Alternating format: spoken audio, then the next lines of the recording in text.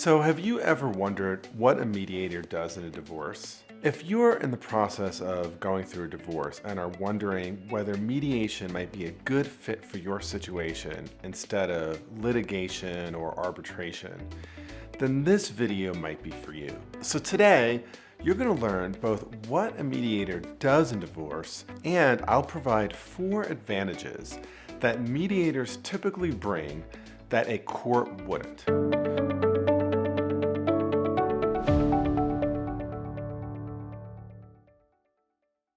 So before I start, let me just say, if you are in the process of going through a divorce, I want to acknowledge that this is typically an incredibly trying time for you and for your family. Whether the divorce is of mutual accord or whether one or other of the couple is actually suing for the divorce, separating a family is always emotionally taxing, very overwhelming, and extremely complex. And so I just want to acknowledge that as we talk about this in a somewhat kind of factual and maybe methodical way, that there's a lot of emotion here for people and their families as they contemplate a divorce. And in fact, if you're watching this because one of your own family members or a friend is in the process of going through a divorce, I want to thank you for caring enough for that family member or friend to be watching. First of all, what does a mediator do? A mediator is essentially a neutral party who will assist the spouses in helping them come to a mutually agreed upon outcome in their divorce. A mediator is really different from a judge or an arbitrator. Mediators do not issue decisions, they don't give opinions, but what they do is they help the parties work out an agreement that works for both of them. And it is for this reason that mediation often provides a lot of advantages in a divorce situation. Because in a divorce situation, even if there are no children, there's a fair chance that the parties are going to be connected to each other at least for some period of time following the divorce. And of course, if there are children from the marriage, the spouses are going to be connected to each other for the long term.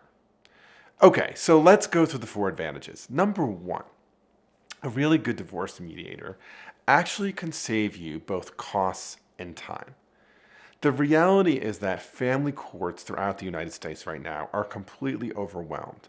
And so relying on the court to work out a mediation will take an enormous amount of time and also very, very high lawyering costs. And so a mediator can help shorten that amount of time and therefore result in lower lawyering costs for both parties. Secondly, really good mediators can really help the parties address complexities involved in their relationship, especially if there are children or other dependencies.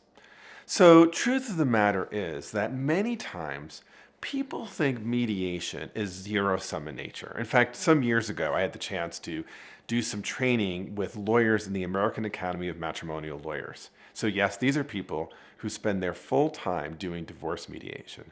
And afterwards, one of the lawyers came up to me and said, yeah, but isn't it true that mediation is zero-sum? I mean, there's winners and there's losers. And the reality is that's just not true. Because if there are children involved, or if there is shared property, or if there are even friends of both spouses, there are all sorts of value-creating opportunities that exist even through this complex dispute resolution process. The reality is that if there's children, if there's shared property, if there's even shared friends, a mediator can find these value-creating opportunities for the parties. So I can give you all sorts of examples. Think about an issue like child custody. The child custody might seem like it's completely zero-sum, right? The more one spouse has the kids, the less the other spouse has the kids. But that's a really simplistic view here, because in fact, it might be the case that one parent would like to have the kids on certain holidays and the other on maybe different holidays. Or perhaps one parent has a lot more flexibility in the summer and the other has flexibility throughout the entire year. A mediator can help get at these parties' underlying interests and come up with much more creative child visitation and custody arrangements than a court will ever do. Or let's imagine a situation where the marriage has gone on for quite some time and there's all sorts of shared property. Maybe it's artwork or treasured furniture in some way or antiques. A court is likely to just cut the whole pie in half and give one half to one side and one half to the other. But a mediator can work with the parties to make sure if you care more about the art and they care more about the antiques, that you get the art and they get the antiques. So what mediators are able to do is really help the parties go from their positions to think about their underlying interests and then help the parties come up with creative outcomes that, frankly, a court will never do. Third, a really good divorce mediator actually helps you, your spouse, or both of you manage the hard emotions. So let me be clear, right? Mediators are not therapists. And in fact, if you're struggling through a divorce, getting a counselor might be a really advisable thing to do. At the same time, mediators are trained to be really good active listeners. They typically are able to express an enormous amount of empathy for both spouses.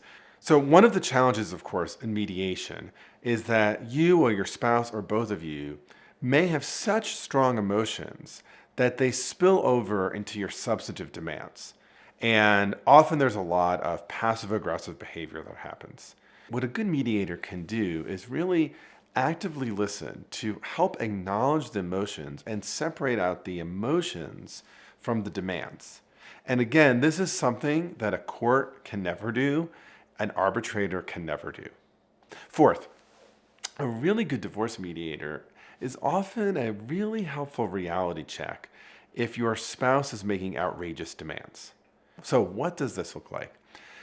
Well, sometimes one of the spouses is so hurt, so angry, so upset that this translates into completely outrageous demands, right? I want full legal and physical custody of the kids, or I want to get the entire marital home, or you owe me spousal support forever and ever and ever. What a good mediator can do is, again, do some active listening, but also give a realistic sense to the spouse of what a court might provide and what's realistic.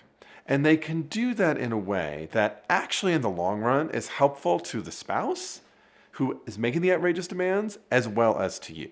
My own advice is that in almost all situations, a divorce mediator is someone who can really help both parties navigate a divorce. And in fact, the only time I would advise against mediation is if there are very big power differences between the spouses that are likely to leak out in the mediation itself. To recap, the 4 key advantages that divorce mediators bring to a divorce are as follows. First, they can help you save costs and time. Second, they can help you address complexities in your ongoing relationship and particularly identify sources of value creation between the parties. Third, a really good divorce mediator can help you and or your spouse manage the hard emotions that often come up as part of a divorce. And lastly, a really good divorce mediator is a helpful reality check on outrageous demands that might be coming from your spouse. So if you want to lean in and keep learning more, watch this next video, which is what are good communication skills in a relationship. Okay, keep on watching. Click, click. Okay, keep binging.